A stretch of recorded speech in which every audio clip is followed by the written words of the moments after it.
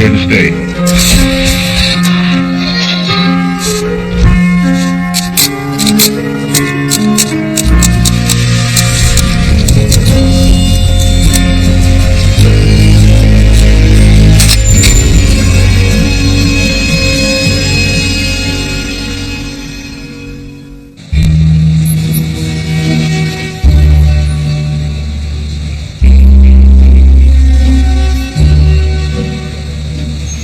When Americans wonder what it means to be an American, one of the places they look for answers is primetime television.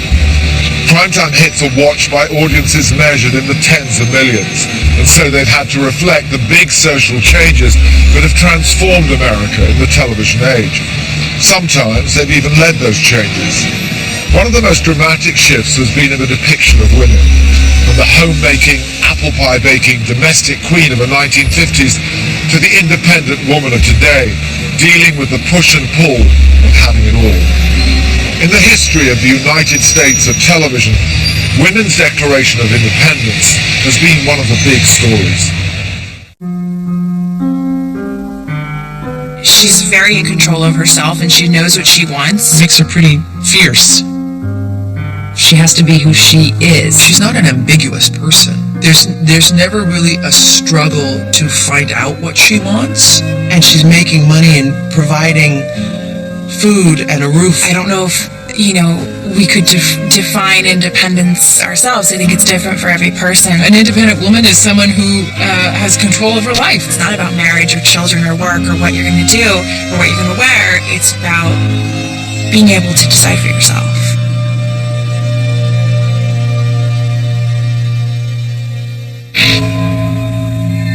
There is nothing wrong with your television set. Do not attempt to adjust the picture. We are controlling transmission. I think the television kind of trained and brainwashed a whole generation of women. Society has always put a lot of pressure on women to present a perfect image of themselves physically, the perfect wife, the perfect mom. You always keep a nice house, and I'm proud to bring my friends over. Thank you. I'm always glad to have them. For me, it's like I grew up knowing that I would never be a successful wife and mother the way that it had been portrayed on TV. Well, what's this? Apple juice, sir, for that tired ache of a feeling. I think those images from television of these model women still make us feel bad somewhere deep inside. That somehow we're not living up to this ideal of womanhood and motherhood and wifeness. Those women are great. Donna Reed is so beautiful, and Mrs. Cleaver is such a great mom, and I will be a failure. That image of perfection was false. I don't think anything's deliberate or conscious. It was a less complicated time, and it was more idealized and aspirational when they portrayed the family. The kids are bathed and in their pajamas, and the father walks home, puts his briefcase down, gets a martini, everybody speaks to each other very respectfully, and the roles are defined, and everybody goes to bed. Good night. Often in separate beds. Good night. On television in my childhood, it was still there where it showed the mother covering up everything to make the father feel like he was the man or whatever that means. I want you to know that your father's a wonderful father, and I couldn't have asked for a better husband. But he's still a male. Well, naturally. And a male likes to feel that he thinks up all the ideas.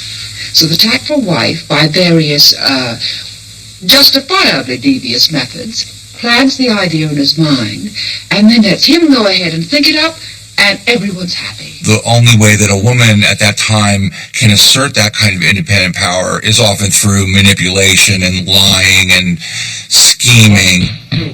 And then, along came Lucy. Lucy is just, she's got that irrepressible way. She won't give up.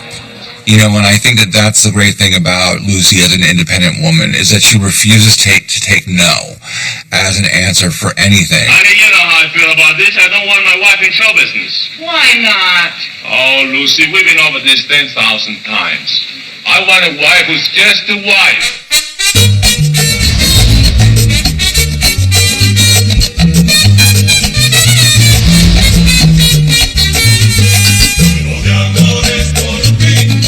I Love Lucy showed the nuts and bolts and the sort of the underside of marriage and the frustration and the eternal struggle between men and women. What she was, and at that time, she would just be fearless with what she did because she was so broad but subtle at the same time. Nobody's quite done the same thing. Nobody's funnier than Lucille Ball. Probably the greatest television comic. She showed all the longing for fame and money, being in Ricky's band and the ego stuff, and then she always got knocked down. Now look, Lucy, we're not going to go all over this again. You cannot be in the show. Give me one good reason. You have no talent. Give me another good reason.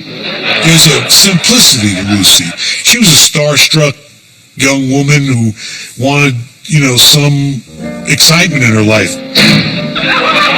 Lucy was a housewife, trying to constantly break out and do different things. Lucy? Yes? No. Oh, Ricky. And if she did anything crazy, Ricky would go crazy. Lucy, if you're going to act like a child, I'm going to have to treat you like one. Meaning what? Meaning I'll put you over my knees and You wouldn't dare. Oh, I wouldn't. No, you wouldn't. It did freak me out that Ricky would go, Lucy! I don't want to get spanked. It's just so freaky. She keeps slamming herself up against that wall. Whatever the limitations of being a woman at that time are, or being Ricky's wife, or whatever they might be, and yet she develops a dream and cannot help herself, must chase it, has to. She was, in a way, leading a charge. Behind the scenes, Lucy's charge had already brought significant victories. In 1962, she took over the running of Desilu Studios from her now ex-husband, Desi Arnaz. She became one of the most powerful executives in American television, greenlighting primetime classics from Mission Impossible to Star Trek. To the public, she would always be the ditzy redhead, but industry insiders knew a different Lucy. The truth about Lucy is incredibly subversive. She was an empire. Desilu. Desi doesn't have anything without Lucy. She was a force to be reckoned with. Totally subversive. She was our landlady, She owned the studio, and I said, there's dust on the rafters, Lucy. You've got to get somebody up there and clean this place up. She was the first comedian who was beautiful and sexy and funny at the same time. She didn't lose her femininity by being broad, and it worked for her so great. And then along came Mary.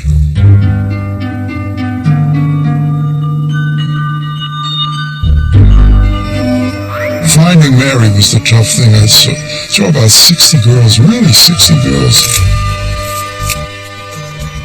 I had one failure after another. I would go in and read for something and think it went well, and then I wouldn't get the part. And I said, Sheldon, I don't know what I'm looking for. She goes, well, when you see her. And I got this phone call from my agent saying, Carl Reiner, and my heart started pounding.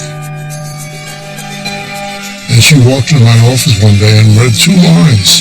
And he got this look in his eyes like I have never seen before. And I grabbed the top of her head and I said, come with me. And she thought I was going to accost her.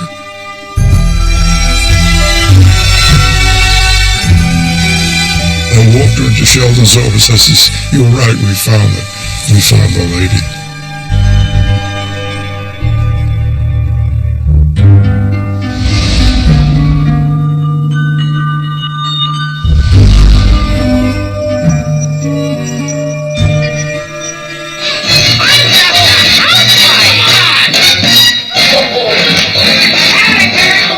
He wanted her because she had a style about her, and she was a very modern lady in those days. She wore capris.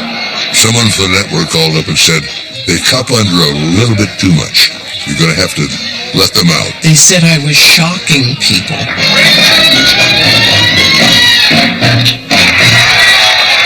I had been an actress who did very small parts on dramatic shows. I had no comedy background. All I could think of when I first got to work with that raft was, what would Lucy do? Lucy was the queen. Laura's thrust in the show was to be the independent woman, which was starting to happen at that time. He said right from the beginning, you are not going to be the kind of wife who says, here's the cream and sugar, darling, and how was your day?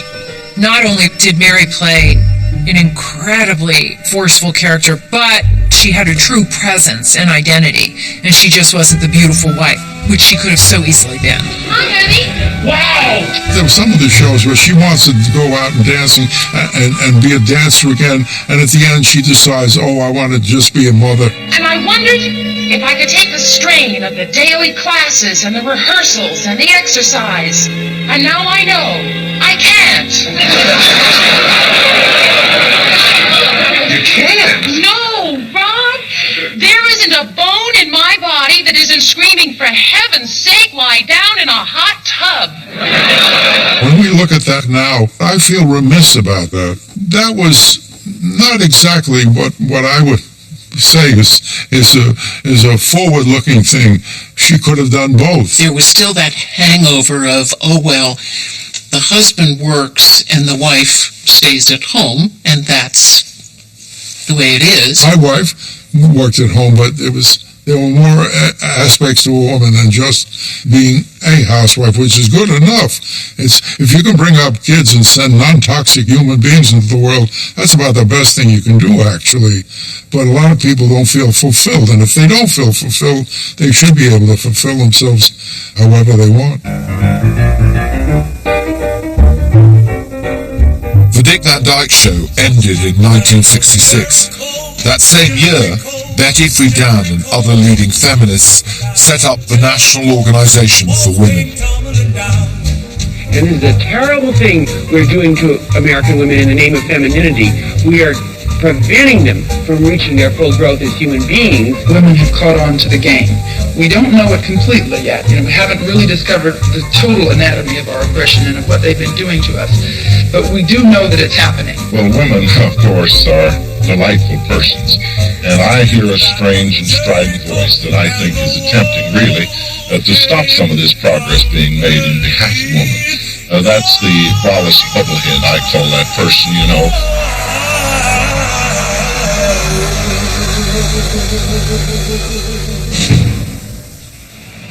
It took Primetime a while to catch up, but in 1970, Mary Tyler Moore returned to the TV screens with a character who embodied the aspirations and the anxieties of a new generation of liberated women.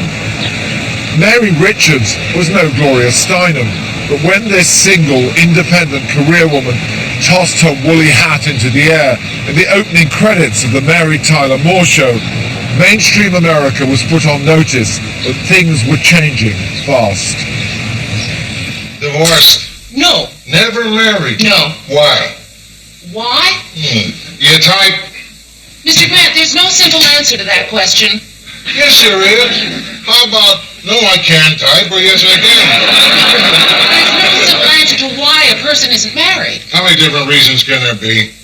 65.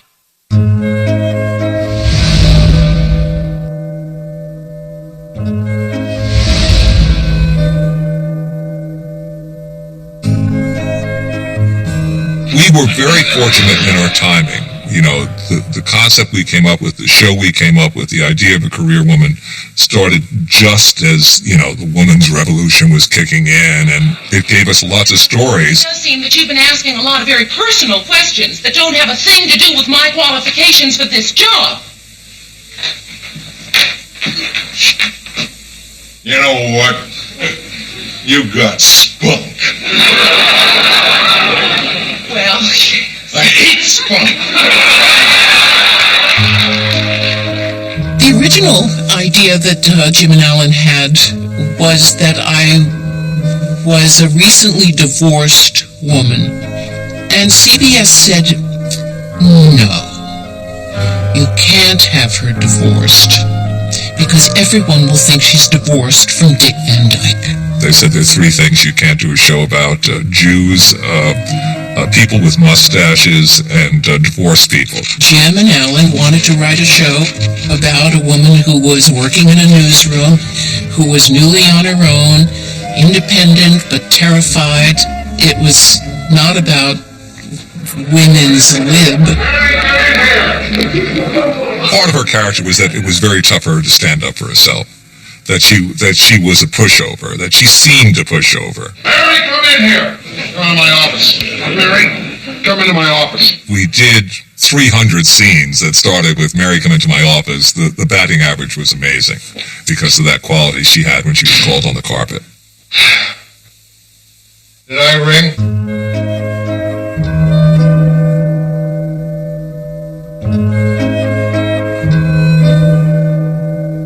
Mary Tyler Moore influences everybody. She was the first woman who we really saw in the workplace, I feel like, who was single and wasn't interested in not being single and was pursuing her career. It was very, very exciting, actually. We had a daring joke at the time where her mother says to her father, "Don't forget to take your pill." And Mary and her father answered, "I won't."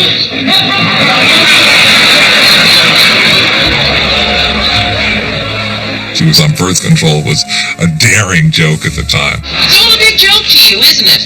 Well, a woman doesn't have to have a baby if she doesn't want to. Well, I say a man's entitled to have a baby if he wants to. Well, Mr. Grant, on behalf of women everywhere, let me say we'd sure like to be there when he has it. So many people wanted us to step on a soapbox with that show. It was very important that we burned all the soapboxes. We were there to do a good comedy show. But our heroine existed at a very interesting time for women, and that got into the show.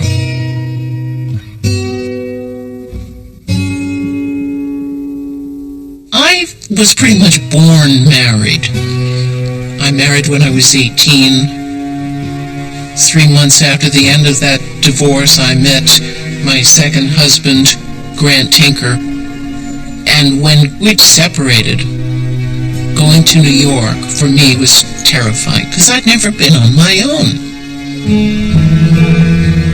The only real sure thing I had inside me that said, you know what you're doing, you can do this, was Mary Richards, really. I remember thinking, what would Mary do? Women would say to me, oh, I watched that show and I so identified with you. To this day, I get people that I meet, strangers, saying, you know, I became a writer because of you. I became a producer because of you. And when they say you, they mean that whole wonderful production.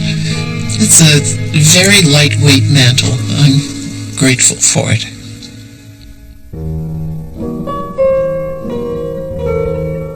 The women's movement really helped shine a light on those old stereotypes.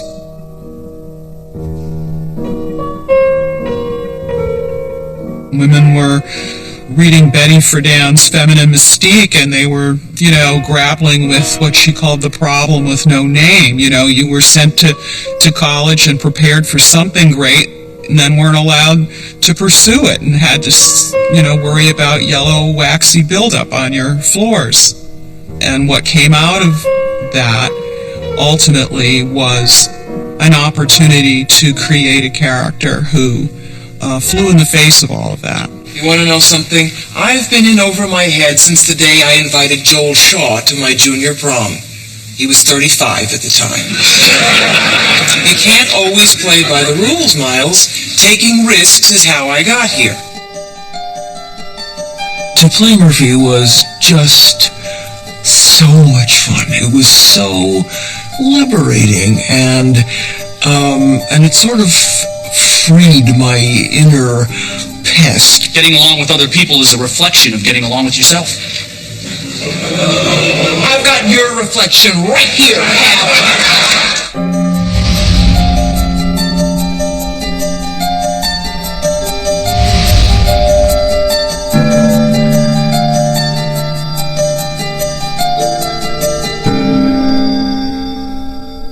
Murphy Brown, investigative journalist, news anchor, single mother, was a conservative's worst nightmare, leaving a trail of broken taboos in her wake. But what gave her an edge were her inner demons. I remember reading the pilot of Murphy Brown, and I thought that was the coolest thing in the whole world, that she just got out of rehab. And during the pitch, that kind of stopped everybody in their tracks. They didn't really open with that, you know? Frank, I haven't had a drink in over a month. I haven't had a cigarette. And the reaction was, that's not really a very attractive trait in a woman. You know, somebody who's had problems with alcohol. She got to be Lou Grant. That was a big deal, and I think executives in television the buttons got pushed because those were traditionally male traits. You know, Sam Malone on Cheers had come into the bar as a recovering alcoholic. Why can't the same thing apply to a woman? What CBS said that they would like, instead of her being a 40-year-old who was just coming out with Betty Ford, couldn't she be a 30-year-old who had just come back from a spa? Diane said, no, that's not the point. It was so exciting to see a woman character be starchy. I'm beginning to find your attitude extremely offensive. Perch and rotate. People, they want interesting. They don't want likable. Murphy became that person we all wish we were. You know, all the things you should have said or you wish you could have said. Well, she said that. She never felt that she had to please anyone or be polite, and that was such a break for women to see that. You do spend a lot of time trying to be liked and wanting to be liked. At least at that time, you know, it was unusual to see somebody who really didn't care about that. She's a housewife from Denver, Colorado, who started appearing at a local nightclub called the Comedy Works in Denver about 3 or 4 years ago. And she moved out here to Hollywood, where she's been working at the Comedy Store, and this is her very first appearance on national television. Would you welcome Roseanne Barr? Roseanne? So I'm fat, I thought I'd point that out. The same autumn season that brought Murphy Brown to CBS saw another female character make her debut on rival network ABC. She couldn't have been more different in terms of class, appearance, and lifestyle. But she turned out to be an even greater challenge to the conventions of primetime woman. I was raised in Salt Lake City, Utah. I was a Jewish girl and from a poor family. So everywhere I went, I was the opposite of everybody. I didn't have a waist, and I was fat, and I just talked like I talk, and I was funny, and that was really frowned on, to be a smart, funny girl in Salt Lake City, Utah. I was always constantly corrected by everyone who came in my path, where they would say, you should do this. Well, don't do that. This is not the way, young lady, blah, blah. But I realized really early that I would never have anybody's approval. Maybe that helped me a layer of protection against the constant onslaught of correction and really humiliation that fat girls get in schools where everybody's thin and blonde and capitulating. It's a note from my history teacher, Miss Crane. You gotta meet with her at 3:15. Today? Uh-huh. Why do you always wait to the last minute to tell me these things? I've got a lot too, you know. It's not like I don't have nothing to do. I'm sorry. What do you want me to do? Throw myself off a bridge? Yeah, and take your brother and sister with you.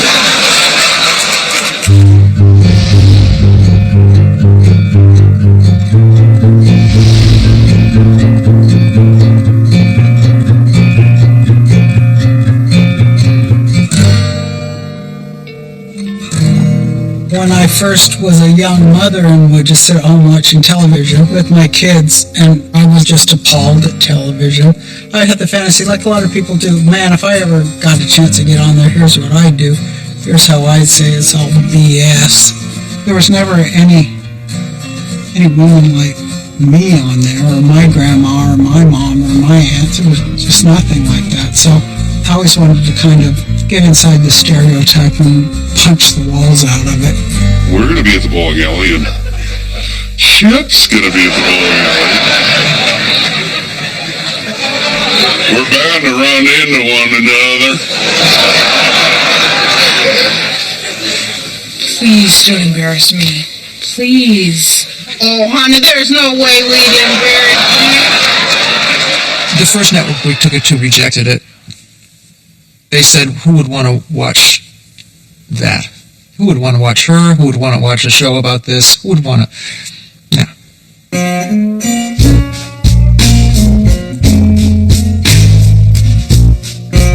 It was the first realistic representation of a mother I had ever seen on television. It was a woman who couldn't necessarily hold on to a job, and physically, Roseanne was relatable. She was just this sort of big, shrill Midwestern housewife. Everybody knows that women run the family. That was never on TV. That's the thing that I liked. The story of a real mother on television, I thought it was just so important. Every detail of that set spoke volumes about how hard it was to have enough money to put food on the table. This is a character who's paid by the hour. It's a character who is not getting enough healthcare benefits, who's struggling and trying to balance the needs of being a good mom with the needs of bringing home a paycheck. You're overworked, you're underpaid, you're overweight, and to be laughing at that, making edgy jokes about that, that was new, that was different. I think in the same way that Roseanne was always fearless in her stand-up act, she seemed fearless about what her own personal issues might be. And then going and getting plowed. What is your problem? You poo-poo everything in my life. Yeah, and you go right for your addictive behavior. Because you cannot handle conflict. And my character said back to Roseanne, Well, have another shot of pancake, Roseanne. you've got to have a pair to be able to allow, another character to say that to your character, knowing full well that you are your character. I don't know who else was getting down and dirty like that. All this time, you told me if I worked hard and got good grades and everything, I could make something out of myself. And you still can't. Yeah, going to night school, working at the buy-in bag, I'm gonna wind up just like you. Hey, Dan. you apologize for that. No! I really wanted the edge on that show, and it was a battle every single day. And it was like, because these people who make television they don't have any, they're like aliens or something. They don't have any real life experience or any values or anything. Becky, I'm working 2 jobs I was working class enough myself to, do the things that working class people do when you come in front of elitist people, which is a lot of outrageous things when I look back. But it worked for me. She was pissed off, and she meant everything she said. She lived that life, and then she became this big star. But in her heart, she still was the person struggling with her life. I can't believe you let her talk to you like that. Dan, the fact that she doesn't want to end up like me just proves that she's been paying attention. All of it was real life, things that I tried to make sense of by making it funny on television. There are so many red flags, for a network when you put somebody like that on TV who's so raw and interesting and, not eye candy for male viewers. I can't think of a show that pulled off something that impossible. I really wanted to show, hey, you can be different and okay. You can be fat and okay. Your husband can be fat. You can be unemployed. your kids are brats, you're still okay. As long as you have honesty and integrity and some measure of intelligence, it's all okay. What isn't okay is to be okay with how bad things are. Just to throw some mud in the eye of the beast was fun. But like it or loathe it, the beast has to be fed on a high-protein diet of advertising dollars. I gotta admit one thing, Ralph. Boy, television is great for selling things. You can say that again. Today, almost half the time you're watching a commercial. The 30-minute television show is down to 22 minutes and 20 minutes. They've been sneaking them up on us. And it is a business, that we are there to, on broadcast television, to sell products to America. Stop! You're both right. News, sir. A lot of the executives in regular network television, they are tied to advertisers. There's a lot of fear. The whole deal was really to sell products, and so the shows that you made were things that wouldn't disturb you too much, or make you think too much, or even pay attention that much. Hey, cable is not worried about that. They want interesting. Once you can stop worrying about getting 20 million people to watch your show, then you have a lot more flexibility. When it came to the depiction of women, dependence on advertising acted as its own glass ceiling. Network and cable channels that got their revenue from ad breaks had to be sensitive to the feelings of advertisers as well as their viewers. So it would be on subscription-only channels like HBO that the barriers would be broken and the lives of women shown with a frankness never seen before in prime time. Compared to the reach of the networks, the ratings for these shows were small, but their cultural impact would be enormous. You got Mark. The gods are punishing me for having casual sex. There's definitely constraints on broadcast that cable doesn't have that we fight against. If you're getting, 85% of your revenue from subscriber fees, you're not concerned about what advertising you're selling. You're not really concerned about your ratings. The thing about cable that really helped the television business is it does represent freedom. There's an inherent understanding that in cable, there's less restriction. But I don't think that makes great programming necessarily. We understand that we're not here to serve the mass. We'll do the best we can to give something that's sort of more pure, and let's hope that people come and find it. We can't compete with that. I had come from doing a lot of network television and felt like, wow, I wanted to do the network TV equivalent of the independent film. And it was going to look at sex and relationships in a way that no television comedy had ever looked at them, and would never be able to look at them. We didn't have to answer to advertising dollars, and we didn't have to respond to Nielsen ratings and worry about that. Oh, God. Oh, Kurt. The challenge of creating a character like Carrie was having a sexually independent woman who was having sex with a number of different men unapologetically, and you wouldn't think she was a bitch. Alrighty. My turn. Oh, sorry. I have to go back to work.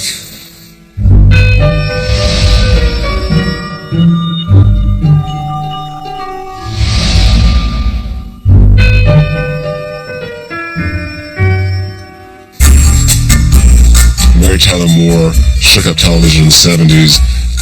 Carrie was going to be sort of a Mary Tyler Moore for, the new millennium. She's one of the ultimate independent women living in New York when that show was in its heyday. I mean, that was our Bible. This is the first time in the history of Manhattan that women have had as much money and power as men. Plus, the equal luxury of treating men like sex objects. I was so surprised how many people stopped me, women, on the street and said,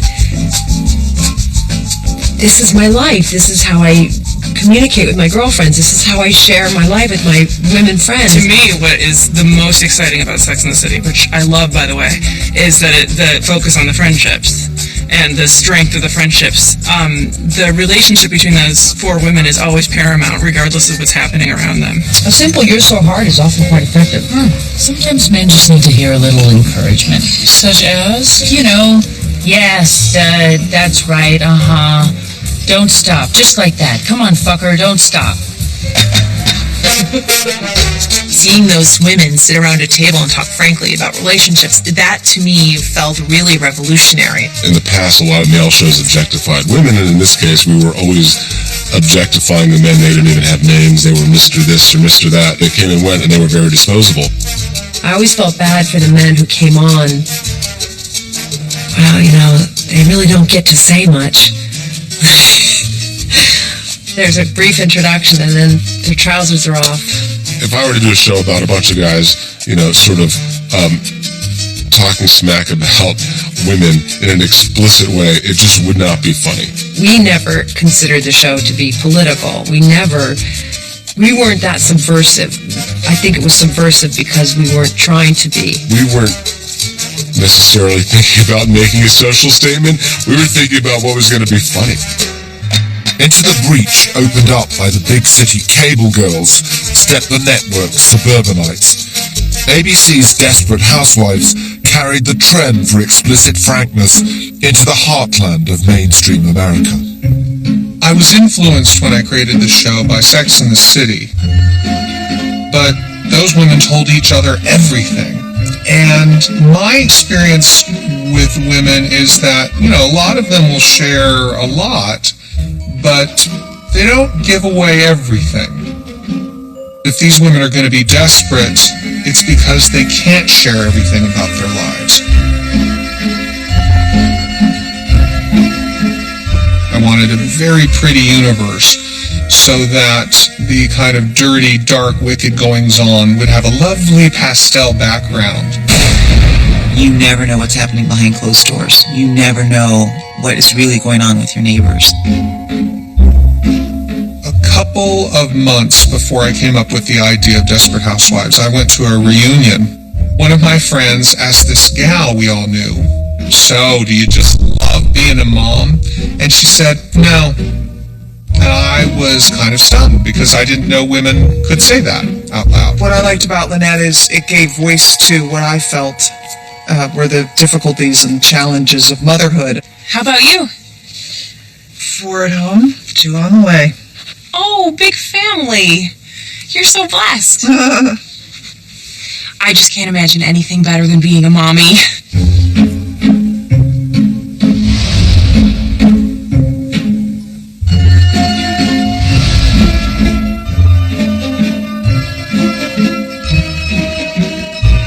My experience when my children were little is there wasn't a whole lot of room for, wow, I hate this. What happened to the old me? And I am not one of those women that went into motherhood with equanimity and grace. I kind of went in going, oh my God, this is so hard. You know, Lynette hates being a mother. She doesn't enjoy it.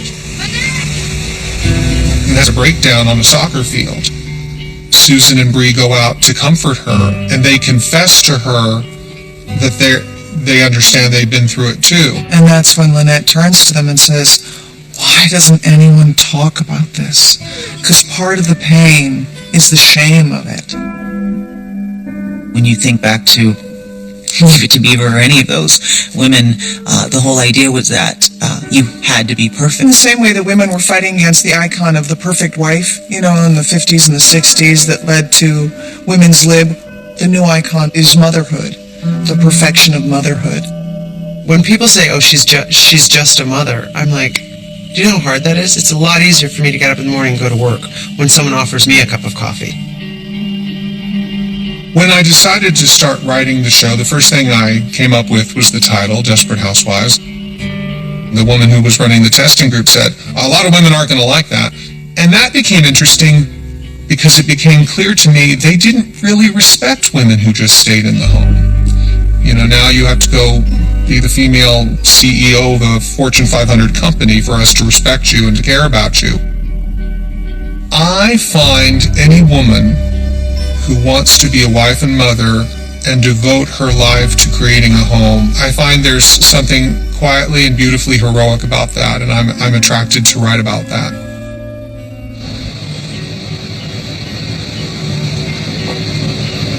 By now, primetime women were having it all. Independence, a career, a family, a sex life. not to mention adultery, addictions, complications, breakdowns, and suicides. As the famous cigarette advertisement once put it, you've come a long way, baby.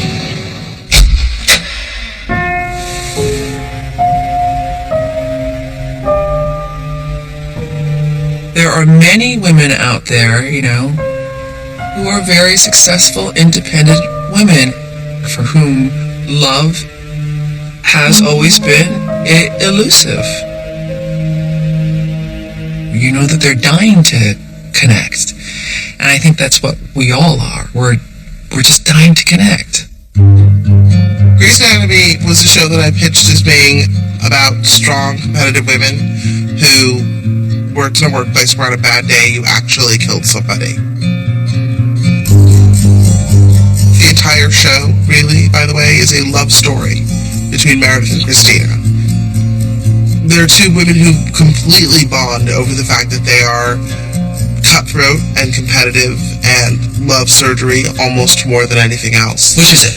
Surgery or love? I want both. That's what I said. No, you can't have both. Why the hell not? I definitely wanted to play Christina. Doing the procedure is the only thing that matters. Like, if you don't get to do it, you'll die. That's what you have to give up. For what? Love.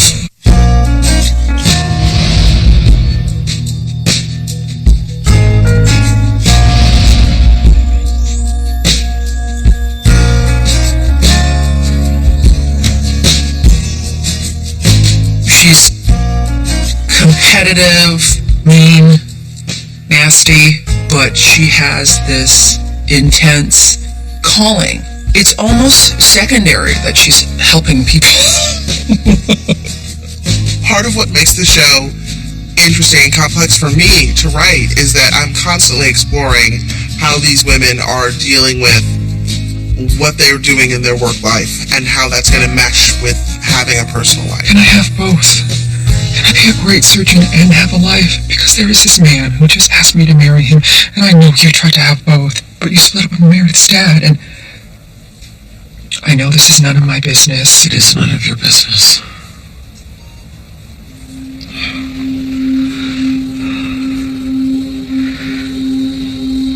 I didn't try hard enough. Sometimes we find ourselves caught between how do we balance, how can we have a successful, meaningful, personal life, work life, and find room for a loving relationship. The idea that we're all supposed to want this thing, which is, marriage and babies and a husband who, rides a white horse. I know everybody wants the fairy tale, but the fairy tale doesn't necessarily exist for these women.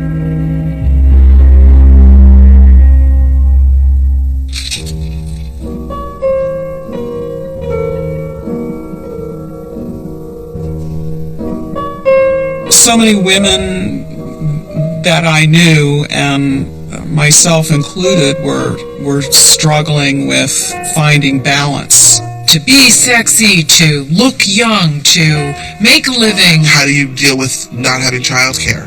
How do you deal with bringing your baby to work? How do you deal with the fact that your husband's not happy with how much time you are spending or not spending with your child?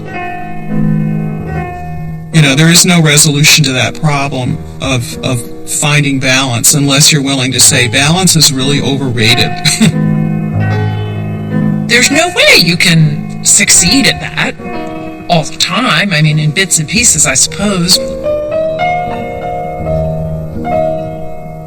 We've moved past that moment in which you're supposed to be able to have it all, or that having it all is real, or frankly even satisfying, because if you have it all, isn't it that you're only doing everything halfway?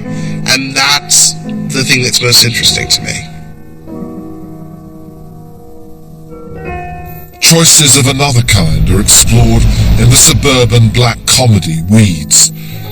Nancy Botwin breaks the final taboo and embraces a life of crime.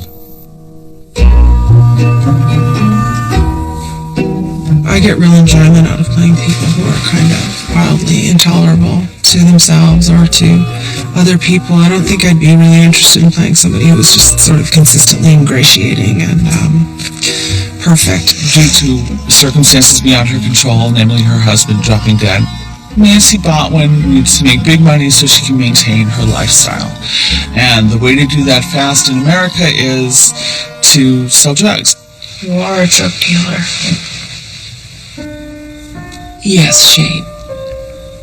I grow and sell marijuana. It's organic. It's therapeutic. It's of the earth. Like tomatoes.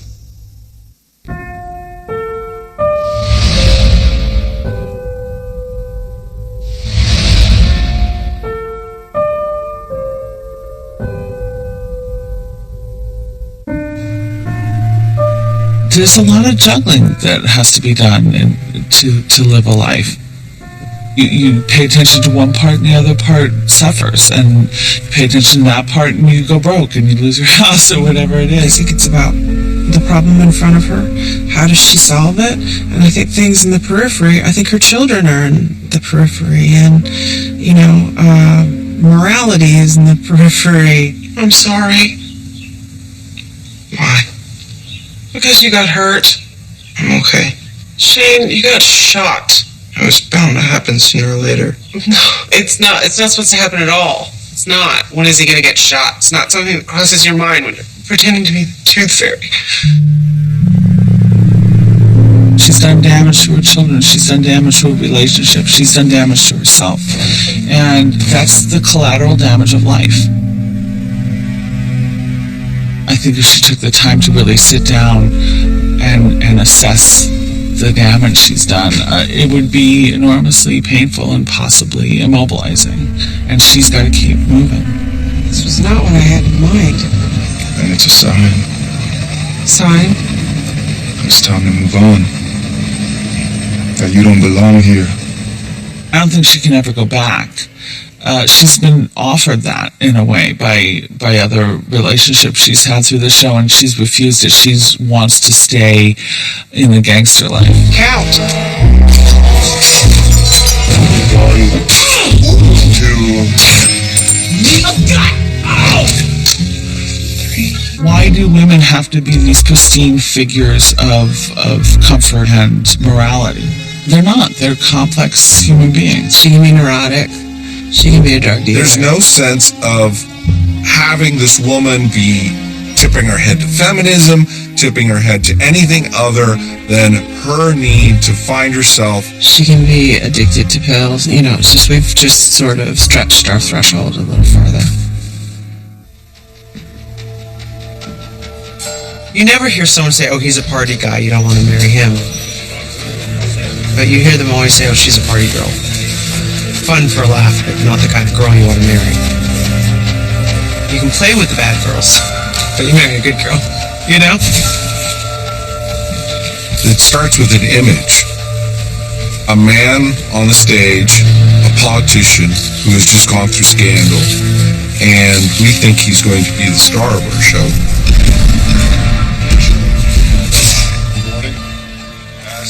And then as he's speaking, we back out and see this woman standing beside him, just mortified. With the love of God, the forgiveness of my family, so I can rebuild their trust. I want to thank you. All you see is this sort of hollowed out, exhausted woman. I pray one day we serve you again. Thank you. But she's still going to get the lint off his sleeve.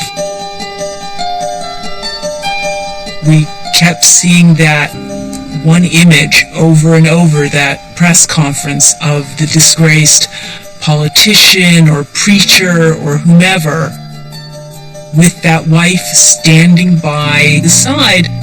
I'm not sitting here as some little woman standing by my man like Tammy Wynette. One just kept wondering, what is going through her mind? And the reality hits her of what she was just put through. And the humiliation. It's that feeling of, you allowed me to become that small and unimportant. And in that moment when she slaps him, it's her wake up. It's not just about, you bastard, how could you have done this to me? It's her wake up to, what have I been doing? From that moment on, everything that is involved in that relationship is open for question. The good wife is Alicia Florrick, forced back into the workplace following a sex and corruption scandal that has put her high-flyer husband behind bars. So, Will speaks highly of you. He says you graduated top of your class at Georgetown. When was this? 15 years ago. And you spent 2 years at Crozier, Abrams, and Abbott. Good firm. Will says you clocked the highest billable hours there. Why'd you leave? The kids and Peter's career.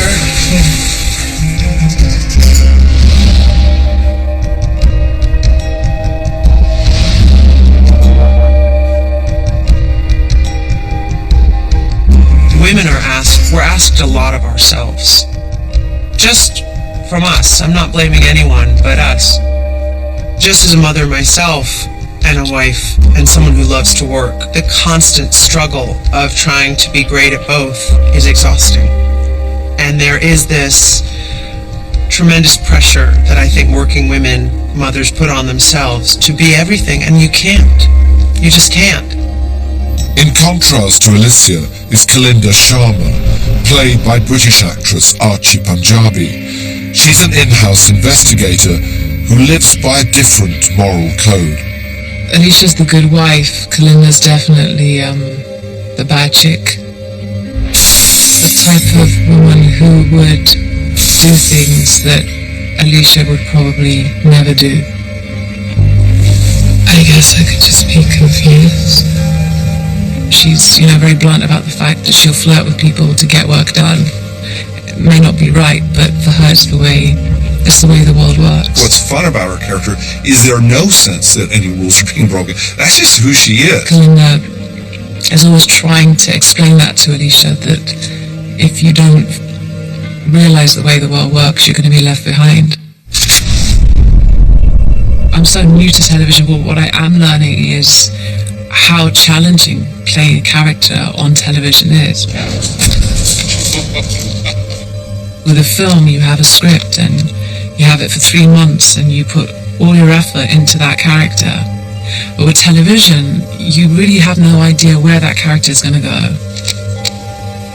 When I was told that the first season was 9 months, I found that quite worrying. What am I going to do? How am I going to plant the seeds of what's going to happen to her? It's like, have you got a character breakdown? What's going to happen in season, in the next few episodes? No, this doesn't work like that. You just have to allow your character to grow. And I guess I kind of sat back and thought, well, that's how real life is, isn't it? People evolve and change, and depends on the situations and the people they interact with. And so I've kind of just let her do what she wants, see what happens. We don't just identify with being mothers and wives anymore. We don't just identify with being career women. But who are we? All colors of what a woman can be are open to her, and she's trying to find her identity. She's finally figuring out that playing the good girl all the time hasn't gotten her very far. I hear it's always the first one called in. They're the one who gets fired. I really didn't need to know that. There's always this thing within Alicia of, what's the right thing and should I be doing the right thing? She goes to Eli Gold. That's not what she would have done 2 years before. I'm in competition with another junior associate. And you're worried you're gonna get laid off. Okay, I can hire the guy away and then dump him. No. Alicia really is consistently trying to do the right thing, and it's just difficult because so much is being thrown at her. Mrs. Florrick, if I know one thing in life, it's that everybody is that person. While she's not become unethical, I think she's perhaps a little more comfortable in the gray area than she was when she walked in. So there's nothing I can say? That's right. Showing her flaws. is actually a lot more comfortable than pretending she doesn't have any.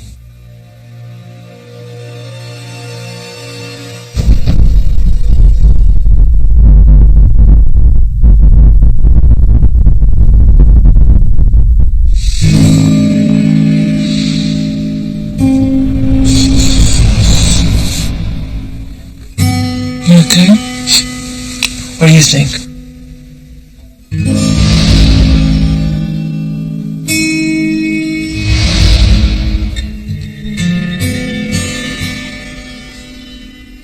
I mean, she's a drug addict. She cheats on her husband. She breaks the law sometimes with some choices she makes as a nurse, but she is deep down. She is so good. Linda and I had both been sober for a long time, so we both understand addiction, and we thought, that's a great thing to give a main character, sort of an undertow, always pulling him towards some level of destruction.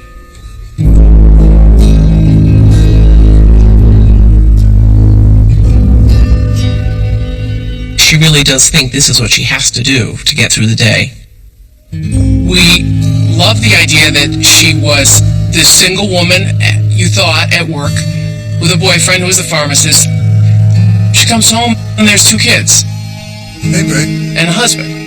She wants to honor the commitments that she's made to her patients. She wants to honor the commitments that she's made as a mother, as a wife. Good talk, love ya. But she's stretched herself so thin that now the cracks are starting to show. You have this one life, and what a high wire act it is. Now she's like juggling knives on the high wire, and now she's going to start spinning plates and juggling knives on the high wire. This woman has so many things pulling at her, and I think people can relate to that. And I think women especially can relate to that. In order to get drugs from Eddie, Jackie takes her ring off and she goes to the hospital. There was an episode where Jackie can't get her wedding ring off, and she just panics. Okay, for the record, I'm officially questioning your judgment. Duly noted. She can't go home with a broken wedding ring. So what do you do?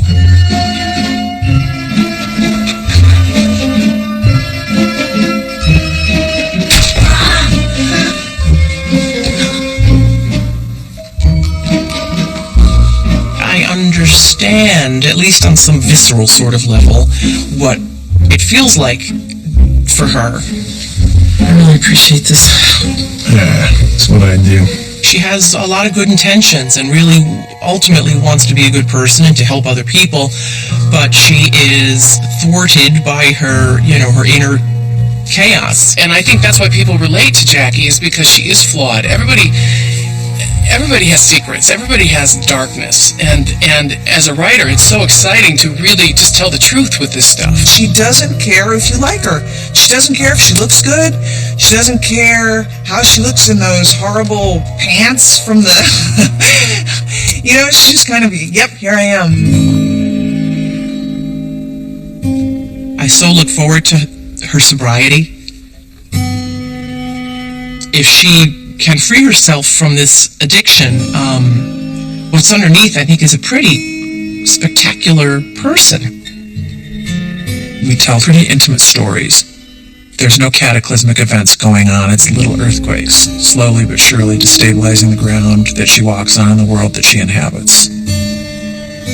And that's how drama is in real life. Make me good, God. But not yet.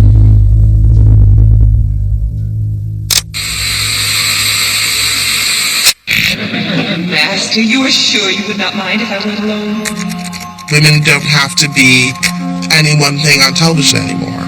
They can be anything. And I think that what makes that interesting for us is that we no longer have to turn on the television and see an image that feels like no women would behave like that. What is off limits at this point? It doesn't seem like, if it's within the realm of experience that I've had, that people I know have had, that the writers have had or known people, that it's all game. Women by and large, over the ages, have needed to be liked and approved because that's all they had. They weren't offered jobs. It was, hey, am I cute enough for you, darling? The women on television now are in pursuit of other things. And yes, it would be nice if people liked them, but it's not their ultimate goal. We're so lucky as actors that television has embraced women so fully. There's so much more freedom to really be all the things that are human, even the ones that are sort of ugly. You could find somebody who reflects you on television right now. That hasn't always been the case. Not only is that more liberating, but it's way more creative and way more fun to play as an artist. I think the key to making great TV is to really reflect real human behavior, our hopes and dreams and struggles.